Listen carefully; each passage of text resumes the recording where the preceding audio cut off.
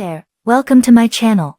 Under arrest tonight, the 34-year-old was taken into custody at his home in San Diego last night. Court documents say he targeted older women and raped them. There are 5 different cases, and the victims range in ages from 54 to 86 years old. It was about 2 p.m. Thursday when a resident of the Park Encinitas mobile homes, who asked not to be identified, heard the sound of a loud vehicle outside her home. He pulled in front of my driveway, parked in front of my window, which was open. And the sound of the truck was so loud that, I thought it was a delivery. It turned out it was a large Hummer SUV that she photographed. The man inside, now identified by the San Diego County Sheriff's Department as Kellen Winslow Jr. He headed into her neighbor's home, likely through an open sliding glass door. So I could see through my blinds. I saw his feet, white shoes and white socks. She says he wore shorts and a t-shirt like athletic wear and was in the home for about 10 minutes before coming out. I confronted him and I said, "Hi, can I help you with anything?" And he said, "Nope, just looking for my dog." I go, "What dog?" And he said, "Well, it's a red dog, Clifford." And I went, "There's no dog here." I said, "I'm not comfortable with this, you need to leave." And he just stood there and he just went, "All right then." The woman says the man's demeanor was calm the entire time. One of her neighbors, a married couple in their 80s, was home at the time and never knew Kellen was inside. Emphatically denying that he broke into anyone's home. He made over $40 million in his NFL career and has no need to steal anything from anybody. Kellen Winslow Jr. played 10 years in the NFL, a tight end on 5 teams. The Cleveland Browns, Tampa Bay Buccaneers, Seattle Seahawks, New England Patriots, and New York Jets. Those days ended 5 years ago. A good career for the one-time standout for the Scripps Ranch High School Falcons.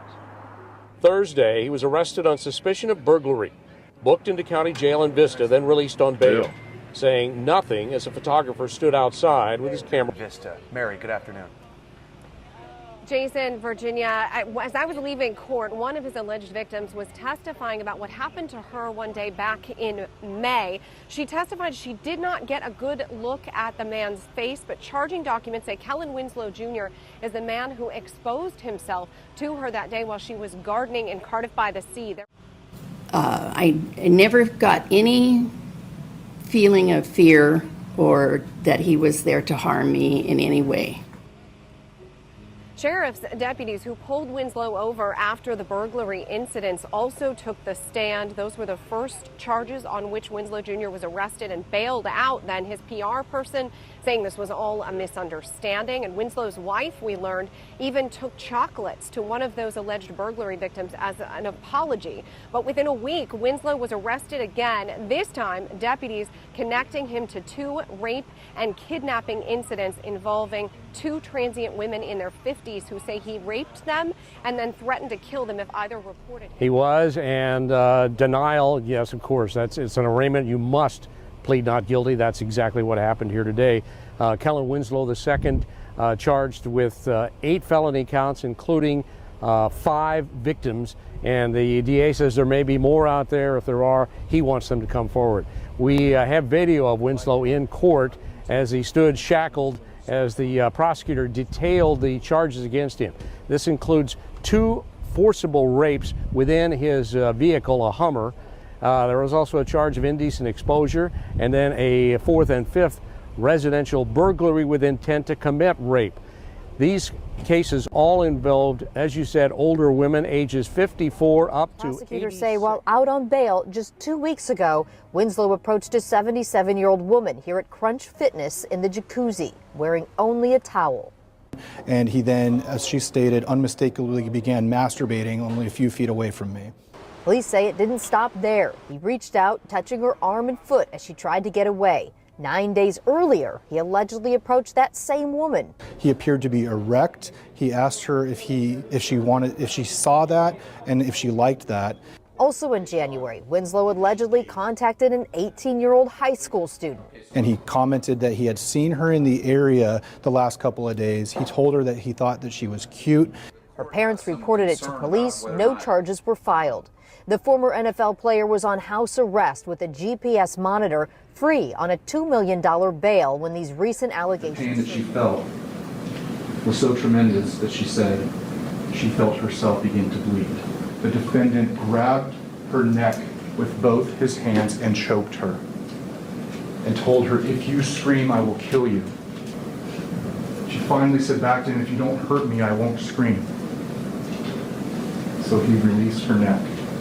You're going to hear that she does not want to come to court because she's so afraid. And there was a point where the defendant then, now with a fully erect penis, stood within feet of her and began to thrust his hips forward as though he was stretching in some way, and he asked her with his erect penis directly in front of her, "Do you see that?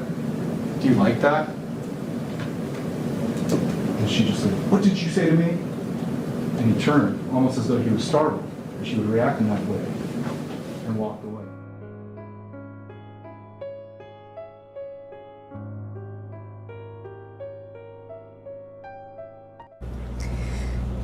Winslow admitted to cheating on his wife numerous times, admitting to having sex with a homeless woman and a hitchhiker, but he says the sex was consensual and he's not details of his new charges: kidnapping and rape of 2 homeless women, one in March, the other in May. Prosecutors say the former NFL player reportedly found the hitchhikers in their 50s in Encinitas, lured them into his Hummer, and raped them. Jane Does 1 and 2 each indicated that Mr. Winslow had threatened to kill them if they were to report what had happened to them. Then, on March 24th, the DA says Winslow surprised and exposed himself to a 55-year-old woman who was gardening. The last 2 charges: burglaries with intent to rape, both at this seniors-only mobile home park off El Camino Real. The victims, a 71-year-old lady who on June 1st says she caught Winslow lurking around in her laundry room, and an 86-year-old woman who 6 days later says she saw Winslow come into her home while she was in bed. He was positively identified by the neighboring witness. I found this Sports Illustrated article very telling. I am a history buff, so I always say that if you want to know something or you want to figure out someone's behavior, dig into the past, and the past will definitely provide you some clues. While on team flights to out-of-town games, none of his teammates would want to sit next to him due to his ritual of watching hardcore pornography on his portable DVD player. Sports Illustrated also reports that Winslow would often watch porn on his smartphone during team meetings, and on road trips would reportedly masturbate in his hotel room no matter who else was in the room at the time, leading to teammates requesting not to be assigned as his roommate. Perhaps most disturbing, according to the article, Winslow later in his NFL career began taking a silicone mold of an anatomically correct woman's torso with him on road trips. As one former coach told Sports Illustrated, comparing Winslow's past reported behavior to the current criminal case, quote, "He showed the signs of being a perv, but clearly it has escalated. This is another level."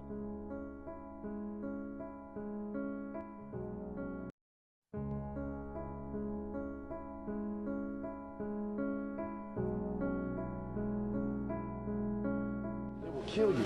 They're out there to kill you. So I'm gonna kill them. You write that in the paper. You write that. You make money off that. No, man, I'm pissed. All y'all take this down. I'm pissed, man. We don't care about nobody except this you. We don't. If I didn't hurt him, he'd hurt me. They're gunning for my legs. I'm gonna come right back at him. A lot of space between these ventricles are gigantic. So no question, this is an impaired person. Just looking at the surface of the brain, you can't be sure that there's any abnormality. We'll have to cut into it. Oh, he has very large ventricles. That is a very large fourth ventricle, and also he's lost a lot of pigment laterally. It's starting to look like an impaired brain. CTE is a devastating neurodegenerative disease researchers believe is found in the brains of people who have experienced repeated head trauma. They could be victims of domestic violence, members of the military, or football players. The disease can only be definitively diagnosed after death. Researchers have found the disease in scores of deceased players. Many of the names are familiar: Junior Seau, Dwight Clark, Frank Gifford. As we can see from the video, that Kellen Winslow II is serving a 14-year prison sentence in California. And that was imposed in March 2021 after he accepted a plea deal on multiple rape and sexual assault charges. The sentence was the maximum under that plea, and he must also register as a lifetime sex offender. So whenever he gets out, he will definitely be on the sex offender list for life. So in a handwritten habeas corpus petition from prison, Kellen wrote that he suffered physical brain trauma, including a mild traumatic brain disorder and possible CTE. And I said through the video that he definitely was exhibiting signs of CTE because of the things that he was doing. It was just, well, people who knew him said that it was not of his character in the past to be a sexual deviant, and especially assaulting older women. Not assaulting, trying to, I should say. So definitely something was going on with him. And with CTE, the person won't know that they have CTE until they pass away, and then they have to test their brain to find out if the brain showed signs of CTE damage. He was asking to have his sentence reconsidered under California's Assembly Bill 124. He argued that the trauma should be considered in resentencing because it affected his behavior and decision making.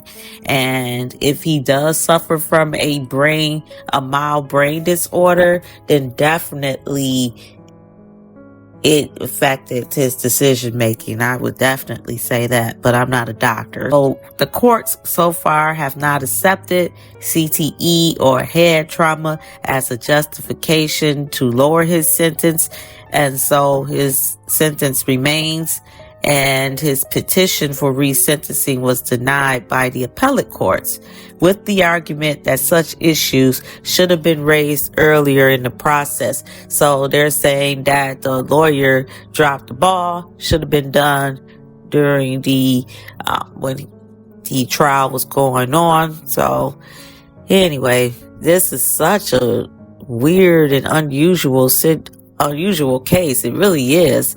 And whatever's going on with Kellen, I pray that he finds it out, and that if something can be done to reverse it, which I don't know, I'm not a doctor, that he gets the help that he needs, but in prison, more than likely he won't.